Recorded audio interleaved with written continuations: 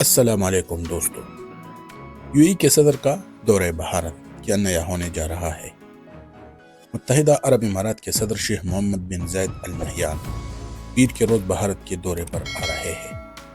جس نے سیاسی اور بین الاقوامی حلقوں کی توجہ حاصل کی ہے۔ لیکن ساتھ یہ سوال بھی زور پکڑ رہی ہے کہ نئی دہلی اور ابوظہبی کے درمیان اس بار کون سی نئی ڈیل یا عملی پیش رفت سامنے آتی ہے۔ سفارتی حلقوں اور بھارتی میڈیا میں یہ تاثر موجود ہے کہ دورے میں تجارت اور سرمایہ کاری کے ساتھ توانائی اور دفاعی تعاون جیسے موضوعات بھی ایجنڈے میں نمایاں رہ سکتے ہیں، اور ممکن ہے کہ موجودہ فریم ورکس کو اگلے مرحلے تک لے جانے کے لیے کچھ اعلانات یا سمجھوتے سامنے آئے۔ یہ دورہ اس لیے بھی توجہ کا مرکز ہے کہ شیخ محمد بن زاید اس سے قبل پاکستان کے ایک روزہ سرکاری دورے پر رحیم یارخان میں وزیر اعظم شہباز شریف سے ملاقات کر چکے ہیں، جہاں دو طرفہ امور پر گفتگو ضرور ہوئی، مگر کسی بڑی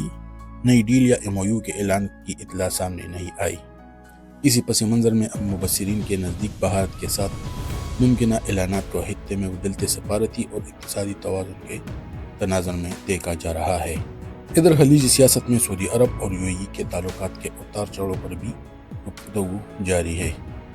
بعض تجزیوں میں یمن سمیت کچھ علاقائی معاملات پر ریاض اور ابوظہبی کے درمیان اختلاف رائے اور کشیدگی کے امکانات کا ذکر کیا جاتا ہے، جس کے اثرات خطے کے مجموعی سفارتی ماحول پر بھی پڑ سکتے ہیں۔ ایسے میں پاکستان کے لیے سوال یہ ہے کہ وہ خلیجی شراکت داروں کے ساتھ اپنے تعلقات میں توازن کیسے برقرار رکھے، یعنی ایک طرف سعودی عرب کے ساتھ درینہ دفاعی و اقتصادی روابط اور دوسری طرف یو اے ای کے ساتھ سرمایہ کاری، روزگار اور دو طرفہ تعاون کی اہمیت۔ اسی تناظر میں ایک اور بحث بھی سامنے آ رہی ہے کہ آیا یو اے ای بھارت کے ساتھ بھی کسی ایسے دفاعی سیکیورٹی فریم ورک کی طرف بڑھ رہا ہے جو مستقبل میں باضابطہ معاہدوں یا مشترکہ منصوبوں کی شکل اختیار کر سکے۔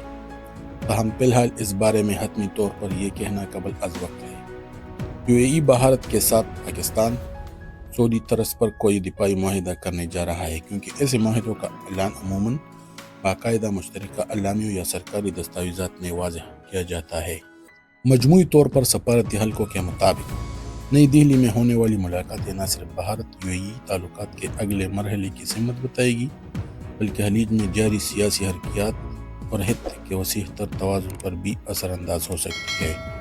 پاکستان کے لیے چیلنج یہی ہے کہ وہ خلیجی شراکت داروں کے ساتھ اپنے روابط کو معاشی اور سفارتی سطح پر مضبوط رکھے، ایسے کسی بھی علاقائی اور پولرائزیشن سے خود کو دور رکھے جو کشیدگی بڑھا سکتی ہے۔